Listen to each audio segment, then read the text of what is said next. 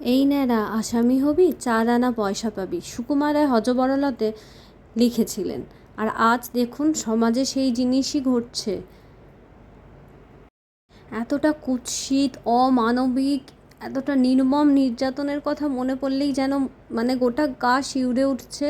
কোনো কিছু ভালো লাগছে না। কাজ তো প্রতিদিনের মতো চলছে, কিন্তু সে কাজে যেন মন নেই, কোথাও যেন মনটা আটকে আছে। যদি সমাজের এই ডাক্তার এবং এত বড় একটা প্রতিষ্ঠান, সেখানে ডাক্তারের অবস্থা এরকম হলে সেখানে রুগী, সাধারণ মানুষ এবং বিভিন্ন শিক্ষা প্রতিষ্ঠানগুলোর কাছে কী বার্তা পৌঁছবে, তাদের ভবিষ্যৎ কী হবে? তাই সময় থাকতে আওয়াজ তুলতে হবে। আজকে সমস্ত প্রফেশনে মেয়েরা আছে, সেখানে ছেলে মেয়ে উভয় মিলেমিশে কাজ করার কথা, সেখানে কী বার্তা পৌঁছবে? রাত্রিবেলা যে বলছে এখানে গেছে কেন, এটা করেছে কেন, তার ওপর কোশ্চেন করা হচ্ছে। সেই রাত, যে রাতে মেয়েদেরকে এখান ওখান যেতে মানা, সেই রাত আজ দখলের কর্মসূচি নেওয়া হয়েছে। তাই বলবো, ছেলে মেয়ে নির্বিশেষে সকলে যান এই কর্মসূচিতে। কারণ শুধুমাত্র একজনের বিচার নয়, শুধুমাত্র আরজি করের বিচার নয়, ভবিষ্যতের বিচার দরকার। লাখ লাখ ছেলে মেয়ে আছে যাদের ভবিষ্যৎ পড়ে আছে, যাদের বাবা মা স্বপ্ন দেখে যে কিছু বানাবে। এই চারপাশে যদি এরম ঘটনা ঘটতে থাকে, আমরা বাবা মারা সাহস পাবো কী করে আমাদের সন্তানকে কোথাও পড়াতে বা কোনো প্রফেশনকে তাদের বেছে নিতে? কী করে বলবো? তার উপরে এইভাবে অপরাধীকে ঢেকে রাখা হচ্ছে, এত জঘন্যতম মানে ভাবে করা হয়েছে না, আমার ভাবলে কোনো কাজে মন লাগছে না। সময় তো যাচ্ছে, সময়ের মতো প্রতিদিনের কাজ আছে, রান্না আছে, প্রতিদিনের বাচ্চাকে দেখা আছে, কিন্তু মন লাগছে না। মন একটা পড়ে রয়েছে, মনে হচ্ছে এরমও হতে পারে, এইরমও মনের মানসিকতা হয়।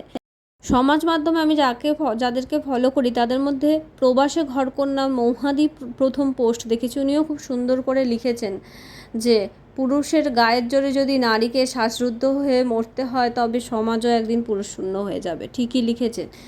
লিভিং উইথ রাহুলও লিখেছেন, এবং উনি আজকে থাকবেন যাদবপুরে। আমি বলবো প্রত্যেকটা এলাকাতেই এই কর্মসূচি নেওয়া হয়েছে, সবাই যান। এই সময় দেখানোর কথা, চুপ করে থাকার না, কোনো রকম রাজনীতি নয়, কোনো দল মত নির্বিশেষে যেতে হবে আমাদের ভবিষ্যৎ ভেবে, আমাদের সন্তানের ভবিষ্যৎ ভেবে।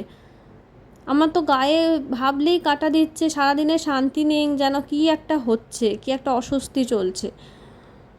তার ওপর দেখুন, কাল আমাদের স্বাধীনতা দিবস, কত একটা আনন্দের দিন।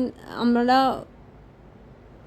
কত রকম সাংস্কৃতিক অনুষ্ঠানের মধ্য দিয়ে থাকি, কিন্তু কিছুই ভালো লাগছে না। এই জিনিস যাতে আর না হয়, তার জন্য আওয়াজ তুলতে হবে। আর না হলে যদি অপরাধী এইভাবে পার পেয়ে যায়, তাহলে অপরাধ প্রবণতা বেড়ে চলবে। কারণ সমাজ যেটা খারাপ হয়, সেইটার দিকে দল ভারী হয়ে যায়। আমি দেখি, দেখবেন অনেক ভিডিওস আছে যেগুলো ভালো না, তাতে ভিউজ মিলিয়ন্স, ভালো ভিডিওর ভিউজ থাকে না। সেরকমই লোককে এইগুলো টানে খারাপ জিনিস। তো এইসবেই যদি ভরে যায়, কি হবে পরবর্তীকালে? এবং ছেলে মেয়ে নির্বিশেষে পুত্র সন্তানও এখন সেফ নেই, আর মেয়ে সন্তানও এখন সেফ নাই। সবাইয়ের জায়গাতেই অত্যাচার হচ্ছে, এবং সব কিছু না কিছুভাবে। তাই সময় থাকতে আজকে আওয়াজ তুলুন।